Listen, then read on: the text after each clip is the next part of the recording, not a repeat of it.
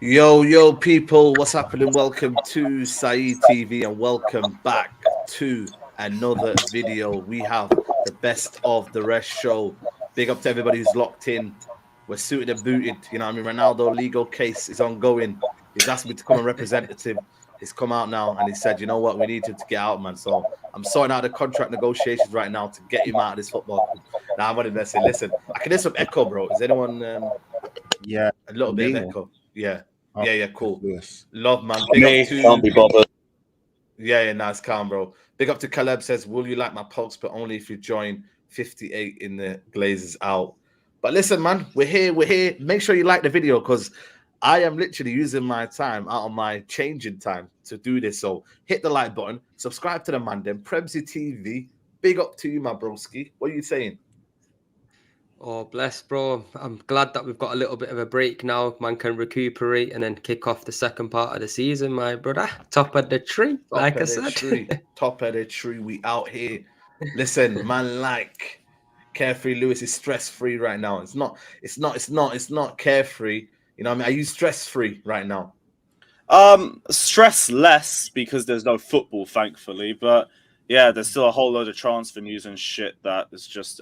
Actually, Ronaldo isn't coming to Chelsea. I feel a lot better because of that. Because there was the biggest worry that he could be joining us over the last 24 hours. But other than that, yeah, my club ain't here to piss me off and ruin my weekend. So we're a lot better. We're a lot better. Absolutely. Obviously, Patrick's in the building. Patrick, late winner. All is good. All is good in the Tottenham camp.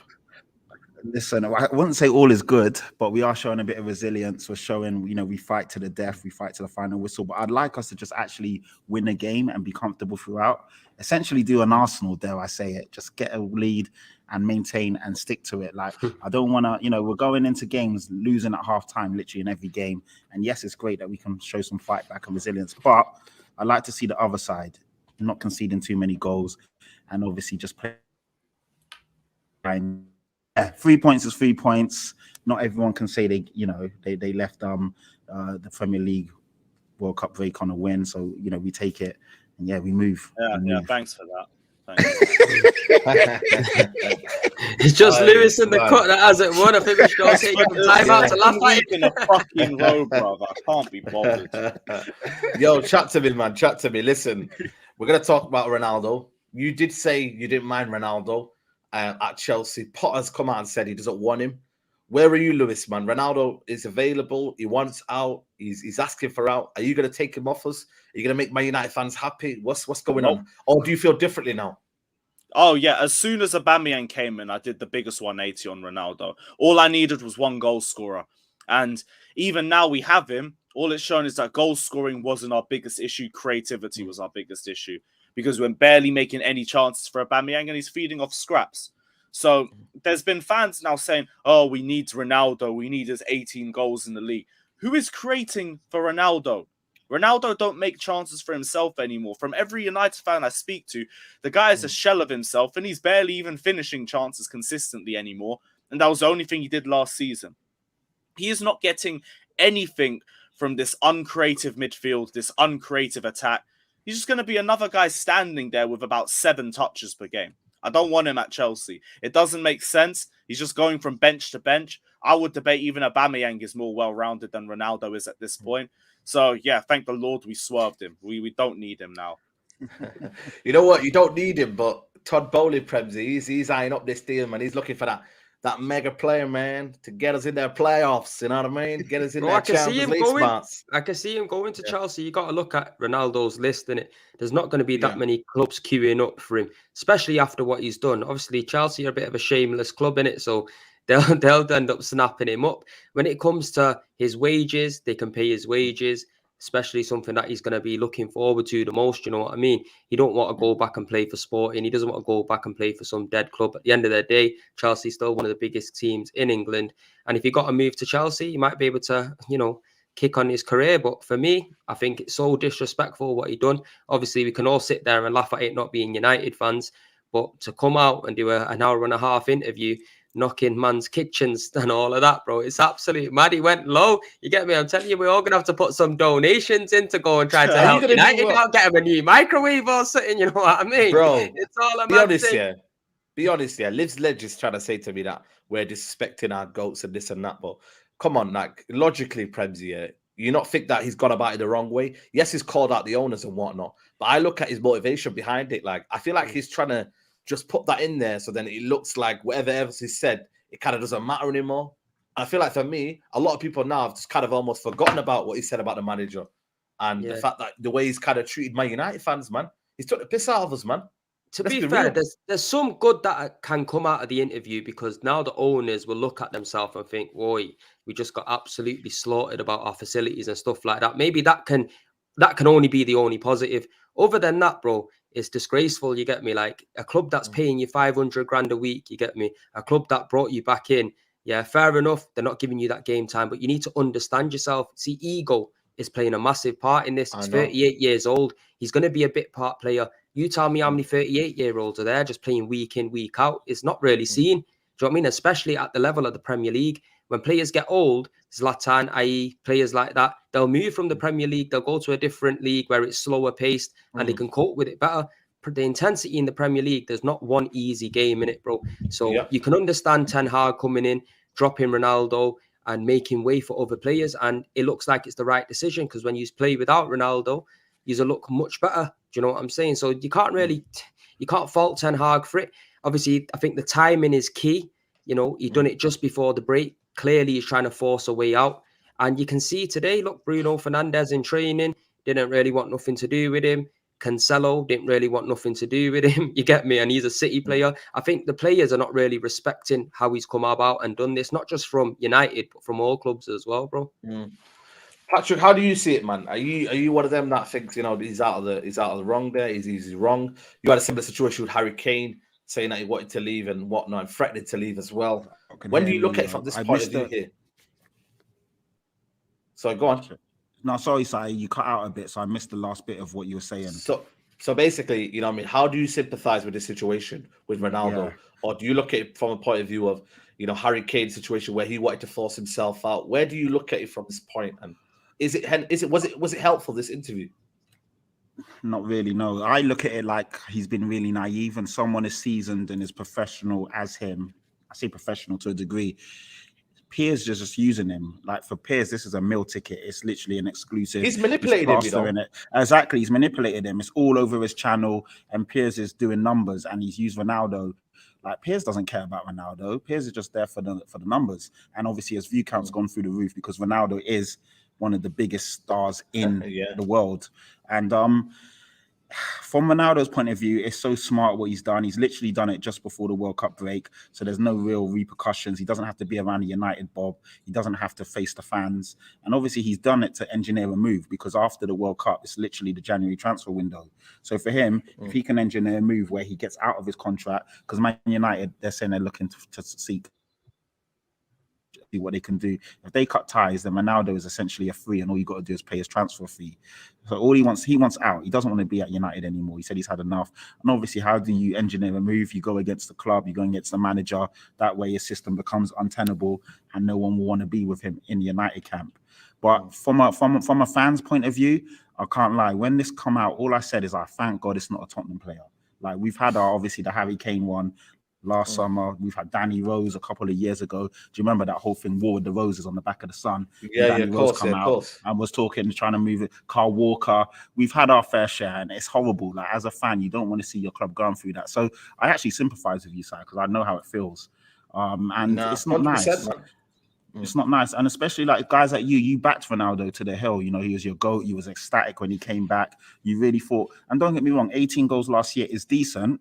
But like you said, literally the whole team had to revolve around Ronaldo for him to get those 18 goals. And if we're being honest, the team is much more cohesive and is a better unit and is basically a better thing when he's not in the team. So you accommodate Ronaldo because he's Ronaldo, but he's 37, 38 years old. If he's honest with himself, he needs to take a step back and go to the MLS or go to Dubai and ball out there. But you're not good enough now to be playing in the most intensive league in the world, week in and week out. And it's a hassle, isn't it? Like when he's in the team, is he going to start? If he's on the bench, when is he coming on? If he doesn't come on, why didn't he come on? I don't need that circus. So personally, as a fan, I hate to say it because Ronaldo is my GOAT personally, but he's done now, man. And this just shows that the guy's lost all class as well. So for me, it's really sad to see because it's not the Ronaldo I would have liked to see.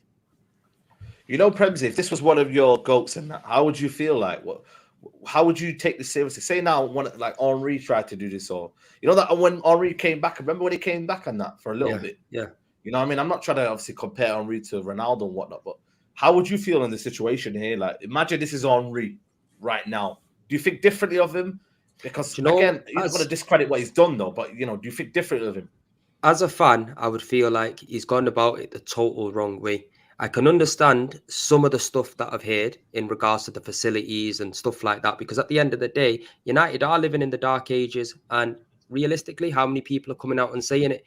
But the way he's gone about it and the timing of it, it just makes no sense, innit? He could have done all that once he's left United and said the reasons I wanted to move from United, so on, is I didn't feel like I was getting the progression there and the facilities weren't up to scratch just like the other clubs.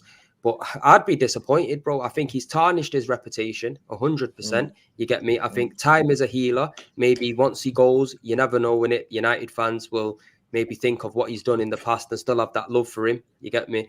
But I think he's tarnished his reputation massively. And I think a lot of the world is looking at him in a different way. You get me? If that was Thierry Henry, I'll be devastated, bro. I'll be honest with you, bro, because for me, he's the greatest ever player that's played for the Arsenal. And when somebody like that can come out and just slate your club like that, it's mad. It's showing no respect to the other players that are there as well. We've seen it time and time again this season when you were winning 3-0, doing a demolition job on Tottenham. My man walked off, got on his car, and fucked off. You know what I'm saying, bro? The guy didn't stay and give no credit to the players and that. Like, you're one of the older guys within the group. You get me? You've been a legend of the club. You've come back to try to bring it to the top. You get me? But at the end of the day, you're just selfish, innit? That's what it is. He's a selfish geezer. All he wants to do, is just look and care about himself because, bro, it's a joke thing. I can't see him ever putting a United shirt on again. And if he does, it's an absolute fuckery. And I won't be surprised if United take legal action against him, you get me? Because I'm sure there must be something in there that you can't really go about there and do that. Because if one player could do that, then I think everyone can start doing it. And it's not going to be good for football, I'll tell you that much for free. No, absolutely, man. Absolutely. Just go on. Just quickly, because Premsy raised a good point. But as you know, as he stuck into Ronaldo and Rooney, and Rooney's obviously also a Man United legend. How did you feel about the comments when he was getting onto Wayne Rooney about his looks and his shape? How did you feel? Yeah, that's a bit low, man. That's a bit low for me.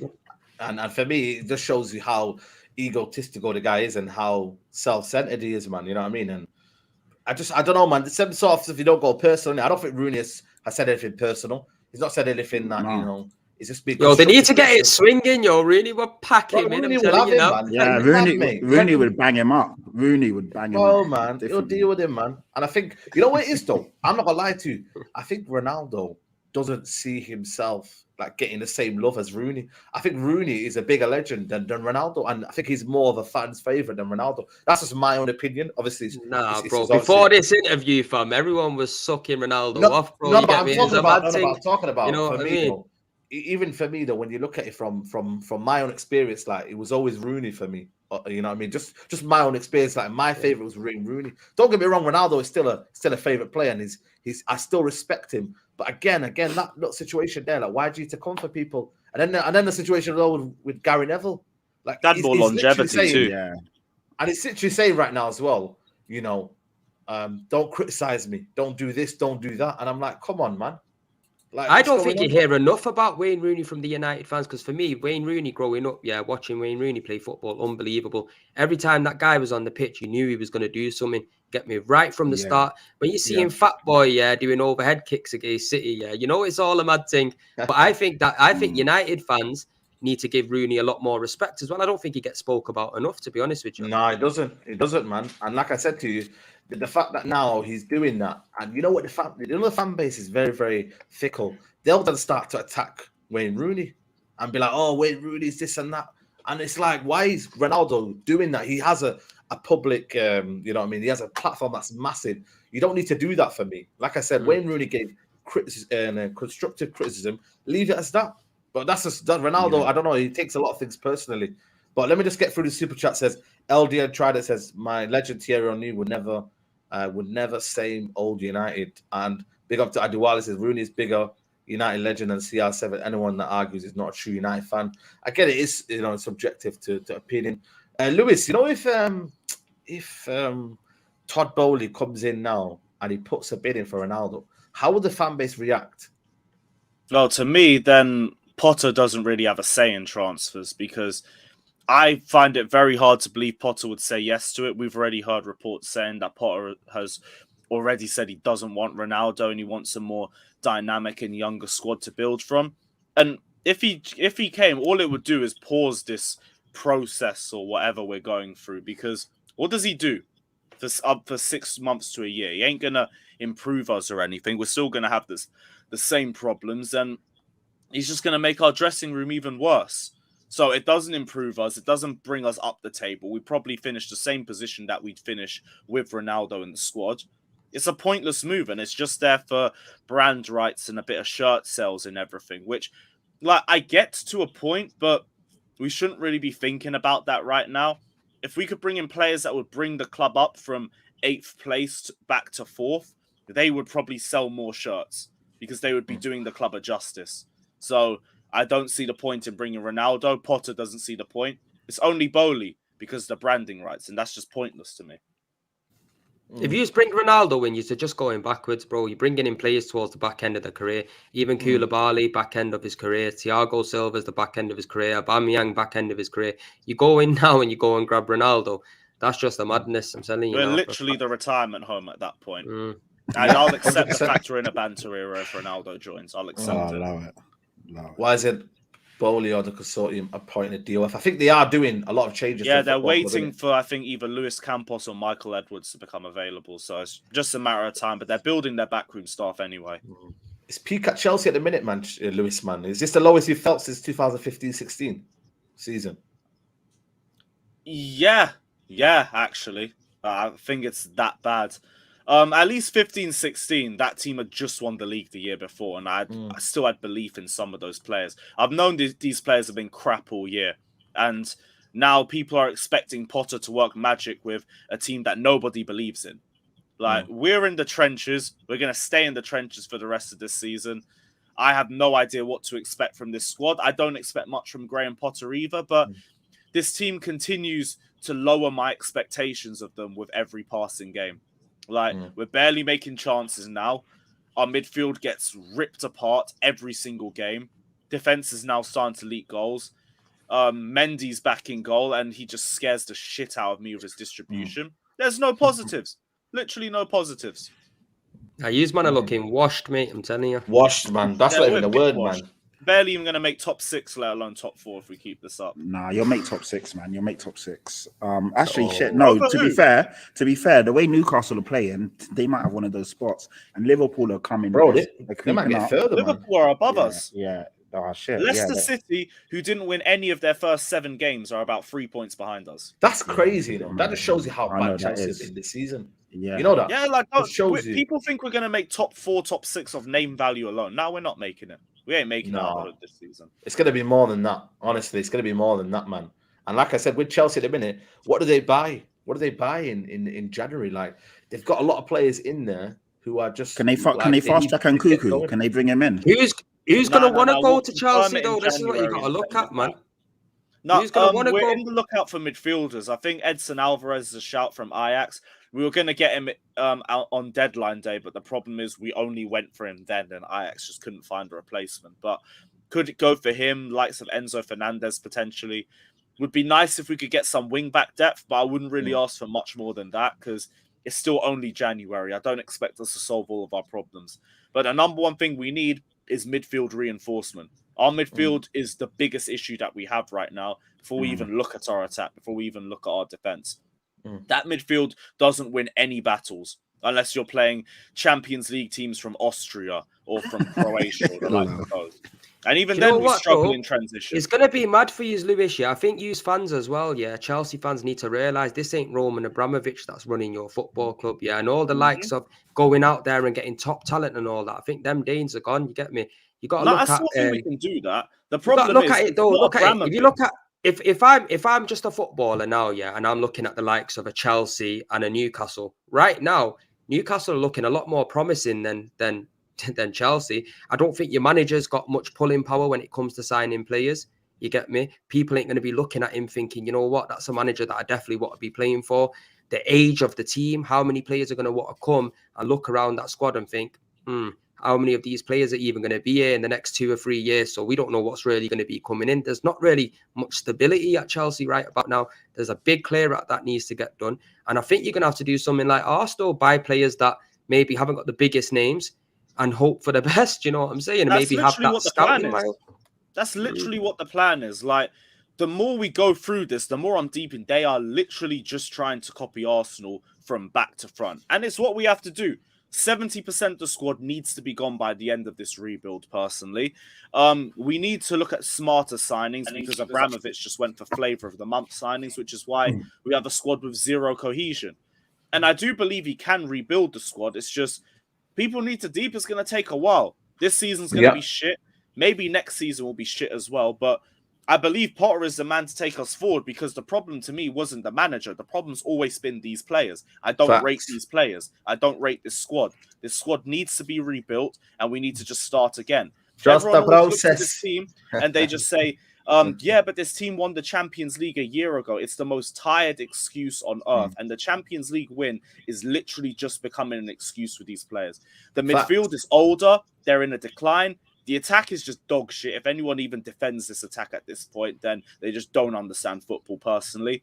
The defense, I've said, I'll give the defense time. I haven't got any real issues with them. I think they just need to develop an understanding of each other. And I've said that all season. But it's the midfield, it's the attack, it's poor depth. But how much time have they got, though? How old's Thiago Silva? How old's Koulibaly? No, Silva will be gone.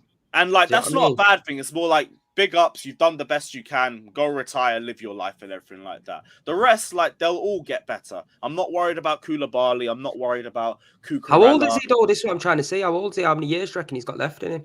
Koulibaly's like 31. You could get about a good 4 or 5 years out of him. Like 4 or 5? Yeah, no. Yo, this is a serious retirement home here, fam. No, man, Koulibaly. The guy said 4 or 5 years. Koulibaly isn't finished. He's a quality centre back.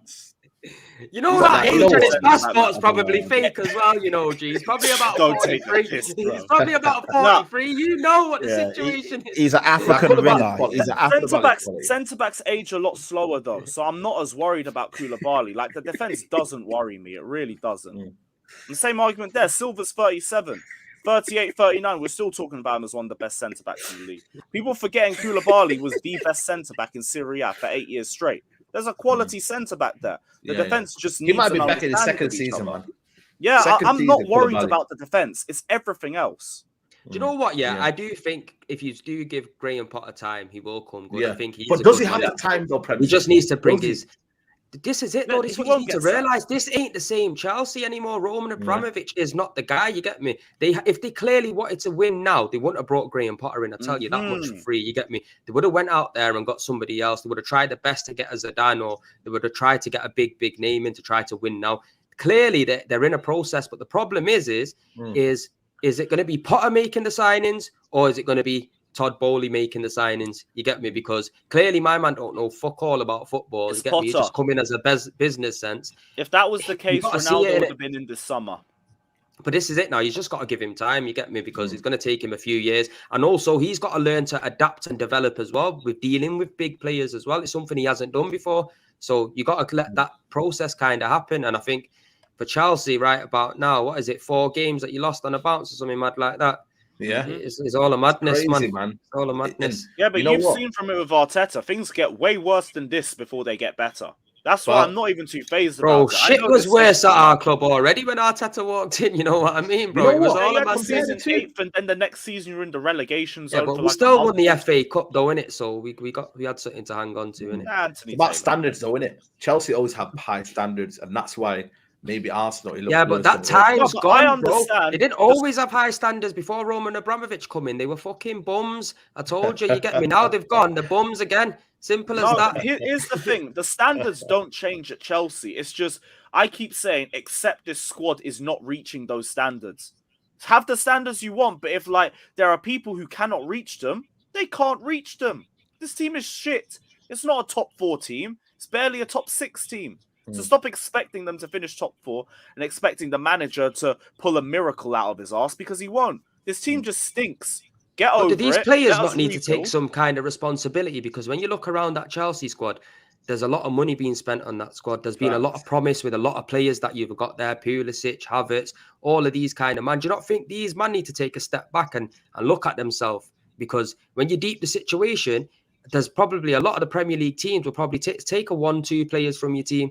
So why is it? Obviously, don't get me wrong. I think Reece James and Chilwell being out is a big effect as well, because Reece James for me, quality right back, you get me. If he was fit, he'd be starting in the England lineup, you get me. But like I said, bro, these players that you've got, they need to take a hard, long look at themselves and say, you know what, we need to fix the fuck up, because realistically, they want to leave. The majority of these players want to leave, Ziyech, and this is why, again, I don't care about them. They can leave. They can piss off out of my club ASAP. Because we already need a rebuild, so I'm fine with it. I don't really have any attachment to any of these guys. If your name isn't Reece James, to me, your position is not 100% safe at this club. Like, the midfield needs major reinforcement. Kovacic is injury prone. Kante is injury prone. Jorginho is declining, just like all three of them are. The attack is just genuinely atrocious. I would bin off all of them except Aubameyang, Sterling, and Brozier right now. Hell, Pulisic I might give a bit of time to, because he's not been given a fair opportunity. But even then, he hasn't been consistent in his time here either. The defense, like I'd have said, I'll give Koulibaly time. The new signings all get time from me personally. So that's Fofana, Cucurella, Koulibaly as well. Aspi was stupid signing him for 3 years on extended wages, and that's why we didn't get any wing-back depth. Chilwell, I think the injuries have just come too far for him, and I don't know if he's going to come back from them. Both our goalkeepers need to leave, personally. Mason Mount is the face of our club, has been dog shit all year and wants 300k a week. He can leave or take a squad player role, personally. And other than that, it's just James and the new signings for me. The rest can go. Big up, Luis, you need to get rid of Aubameyang as well, fam. Trust me, he's washed up. I'm telling you now, from being an Arsenal fan and seeing him for a year and a half just absolutely fall off. Yeah, you got to understand, sometimes it happens when these players get a little bit older. Aubameyang's been used to pace, and bro, his legs are burnt out. I'm telling you now for a fact. But now, big up Lewis anyway for coming on. Make sure you go subscribe to his channel. Carefree Lewis. Take care, bro. Big up to you, bro. Right. Love for coming Take care, my guys. Have a good night. Come on, man. Big up everybody. Listen, people, there's over 670 of you in the chat. I don't know how many likes we're on, but please smash the likes on the video. Prebsy, chat to me. Arteta, man. I see a lot of people giving apologies, man. You know what I mean? It's mad, man. I see you with the apology. A lot of people giving their apology. Is it apology season now for Arteta? Like, no, but bro, you got to give the man his fair dues at the end of the day, yeah? When you're man, you got to be man enough in it and admit when you're wrong. At the end of the day, at the time, it wasn't wrong, you get me? As Lewis said, 2 8th place finishes and fucking bottling the top 4 for me is not good enough for Arsenal Football Club, yeah? Where we belong is at the top. You're forgetting, Saeed, we've grown up seeing us win shit, yeah? We haven't been the Nearly club, yeah? We've won shit. You get me? We've done stuff that other people haven't done. And this is all we want to see as fans. Now, in football, you can change your opinion, bro. And if somebody changes your opinion, credit to them. You get me? Because at the end of the day, I don't think anybody sitting here, wasn't saying, right, Arsenal need to fix up when we were sitting in relegation zone, bro, last season. You get me? Nobody wasn't saying that. Now he's got his players in, and these players have come good. You get me? The likes of William Saliba's come into the team, a player that he hasn't signed. You get me? But he sent out on loan. You get me? But at the time, we didn't see it because we was fucking so shit at the back.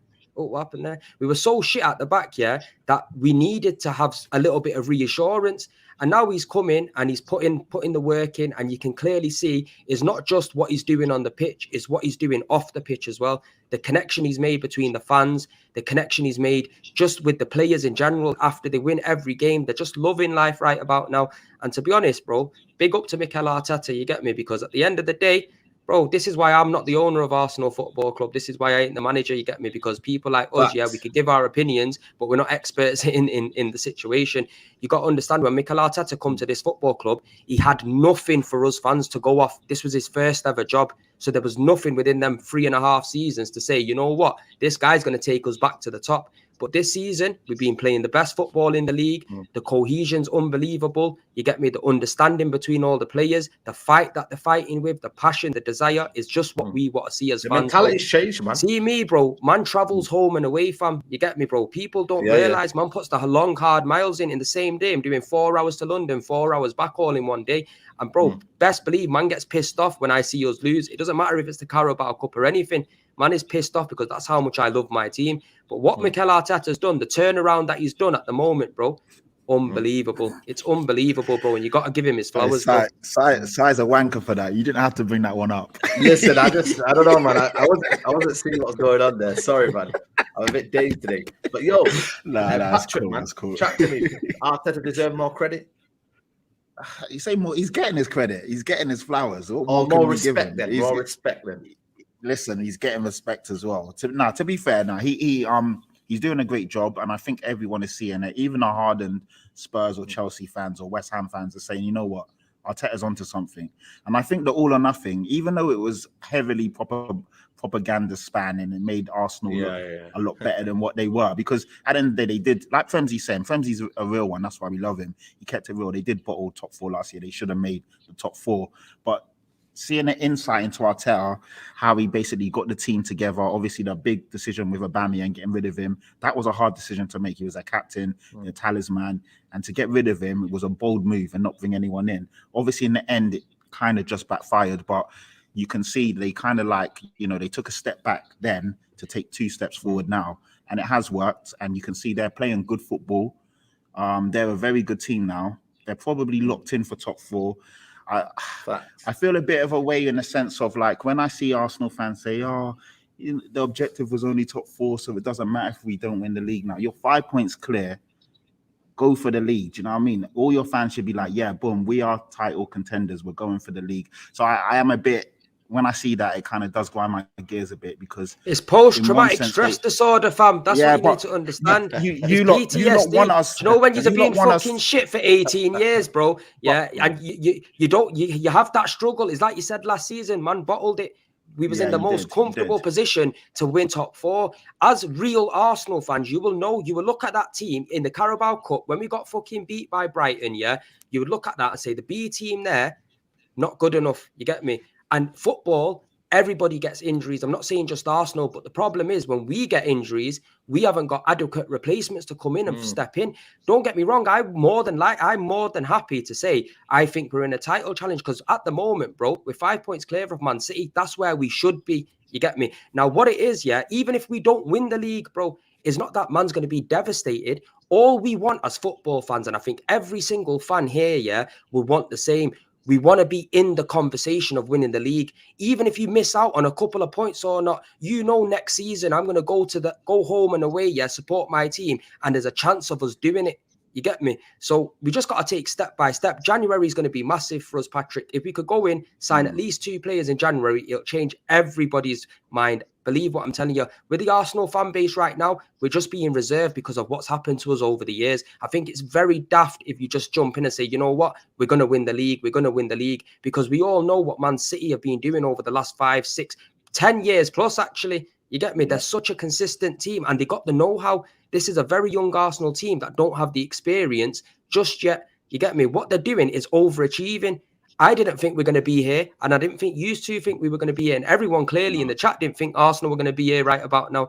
So you got to take time a little bit with it as well. So it's not that, we're trying to take pressure off ourselves and this, that, and the other. We're just keeping it 100, innit? At the end of the day, we're overachieving now. If we could keep that consistency and these boys can show us this is where we are right now, give it a little bit more in the season, 18 games, 19 games, everyone would be believing, bro. I'm telling you now. I think for me, more credit has to be given to Arteta. I think his story is quite amazing. Should have been sacked numerous occasions, hasn't happened. He's still stuck in there. He's changed the ethos of the football club. He's changed the mentality in terms of, there's a different kind of edge to Arsenal now. They're not weak anymore. And that's one thing I normally associate with Arsenal is that they're weak mentality-wise. You could a soft underbelly. They used to have a soft underbelly. And that game against Wolves, don't have it now.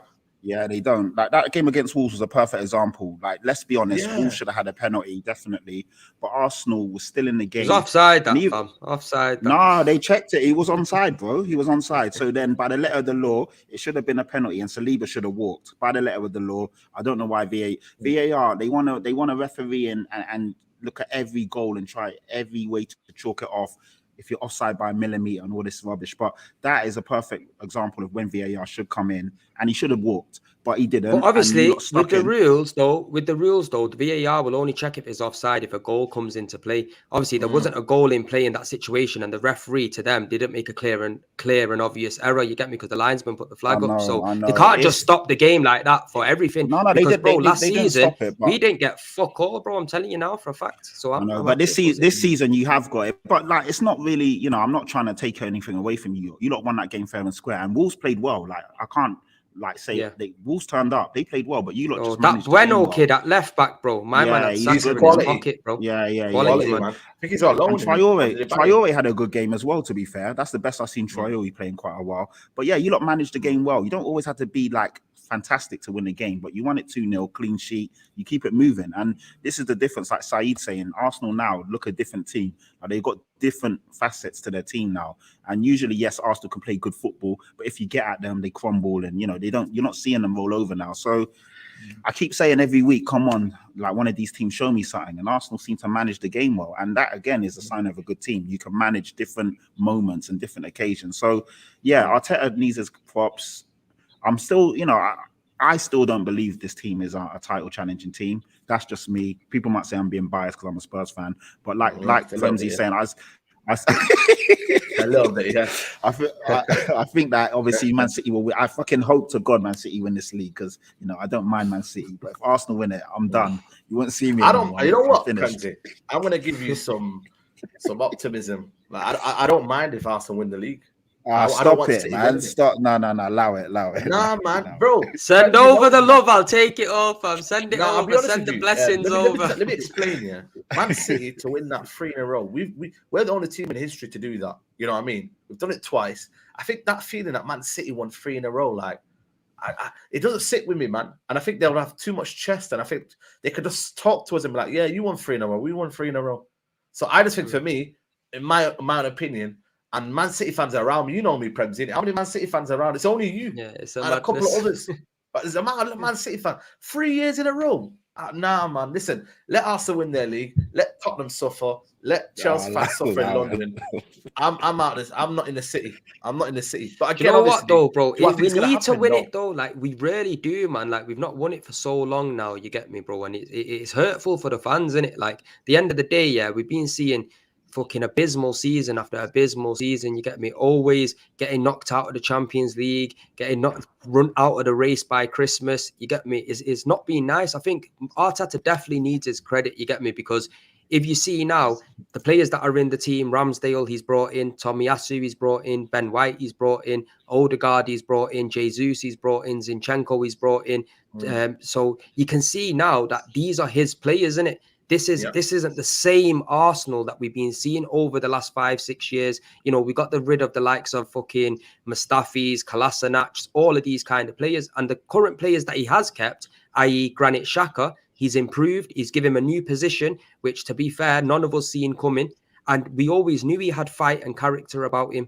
Martinelli, he's had fight and character about him. Saka, he's had fight and character about him. He's kept these blender players with the new blend, and now we are looking like a total different outfit. You get me? But it's one of them as well. The World Cup break, is it come at a good time for us or a bad time for us? You can debate both of them. You get me? When momentum's high, it's always good to keep it going. But at the same time, it's also good to get a little bit of a rest, recuperate, figure out new plans, and look towards that January window with optimism to think, you know what? Now we can go out there and sign some players. And the one thing I said on my AFTV interview as well, now we don't have to go, if we stay at the top of the table in January, we won't have to go out there and persuade people with money. We can persuade people with the position in the league. And after how many years can we say that about a club like Arsenal? Do you know what I mean? It's a big change, big change. Absolutely. I just want to wrap up the show by talking a little bit about the top 4, Patrick. What do you reckon now, this top 4 race? Liverpool, obviously, a little bit out of us, 4 points behind us. Chelsea 5. Do you see them catching up? But I think Liverpool's they have a squad that is not many players go to the World Cup, you know. So top 4, where you're looking at now, Newcastle are in there, you know, I mean, very, very deserved. How do you see it, bro? How do you see it, top 4 race now? Yeah, I'm still calling it how I called it at the beginning of the season, and I'm still going to stick with it. Obviously, the order might not be correct, but my original top 4 before ball was kicked and even after the transfer window closed was City, Liverpool, Tottenham, Arsenal, and I'm still going to stick with that. Don't get me wrong, Newcastle are playing fantastic football.